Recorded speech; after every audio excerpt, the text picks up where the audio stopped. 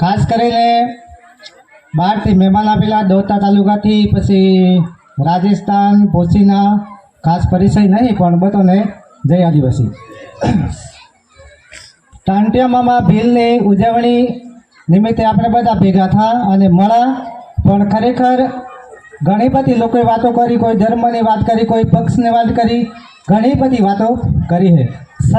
સરકાર આજે આદિવાસી ઠેઠથી ગુલામ, ઠેઠથી લડતા આવા, ઠેઠથી મરતા આદિવાસી આવા. તો આજે આદિવાસી એકતામાં નેરા એટલા માટે લડવું પડ્યું. આજે આ મંચ ઉપર આદિવાસીઓને ને ઉભું રહેવું પડ્યું, આંદોલન ન કરવું પડ્યું, ધરણા ન કરવા પડ્યું. પણ કેમ કે આદિવાસી એકતા નહીં કરી, કેમ કે આપણા લોકો ટાંટિયા મામા ભીલને આપણે વાત કરીએ એમ, કેમ કે અમારી ફોજ પોલીસમાં લાવો તો હું પકડું. આજે આપણા આગળ પડતા માણસોને આપણા જ લોકો આપણને ફસાવી દે, કેમ કે જાગૃત થઈ ગયા, કેમ કે આ પૈસો માટે કરે.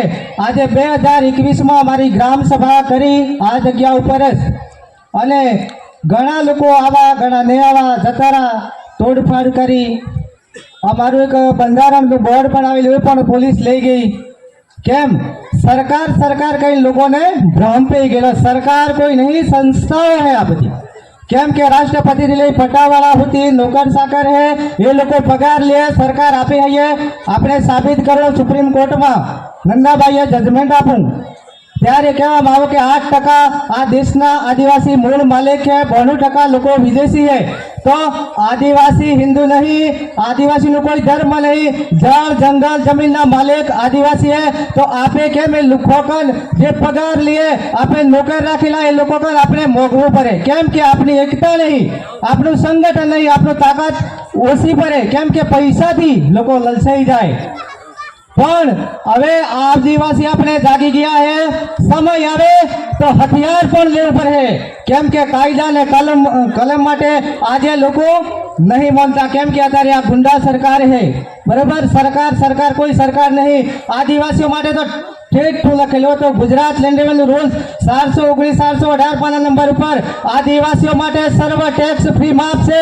તેમ છતાં આદિવાસીઓ પાસેથી ટેક્સ વસૂલ કરે છે. આજે 4/269 ની અંદર લીઝ એગ્રીમેન્ટ સનદ નષ્ટ થઈ ગઈ.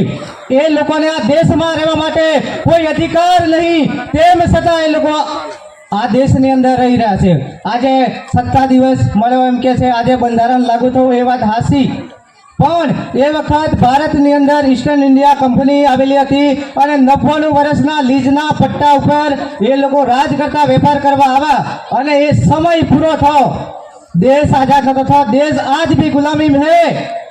અને ઝંડો એ વખત ખાલી મજબૂરી માટે આદિવાસીઓને ફસાવવા માટે આજ પણ આદિવાસી ગુલામ છે. કોઈ દેશ આઝાદ નતો થો, કેમ કે થોડા અંગ્રેજ ગયા, કાળા અંગ્રેજ રાહે. એટલે મારા ભાઈઓ બહેનો, સમય આવે લડવા માટે હથિયાર પણ ઉઠાવવું પડે છે, તો જ આપણે આદિવાસી આગળ જાઉં. બાકી મરવા માટે भी है, જે डरेंगे वो मरेंगे. 3 साल तक कोर्ट पर ही है, 1 रुपया नहीं पड़ता, ले तू हम मारे ना हो एम करी.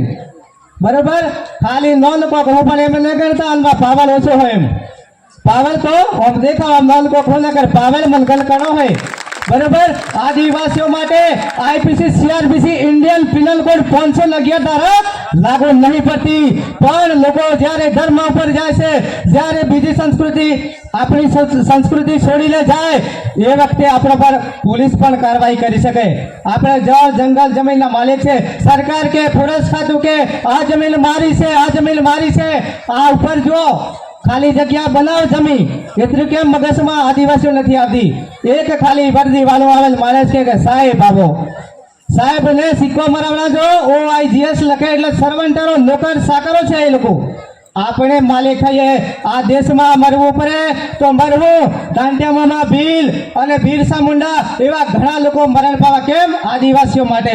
આજે આદિવાસીઓ માટે મરહો તો જ તમારો ઇતિહાસ રહે. બાકી પાર્ટી માટે કે પછી રાજકારણ કરવા માટે અગર જાઓ તો તમારી પરિવાર ને થાય. જય જોહાર, જય આદિવાસી.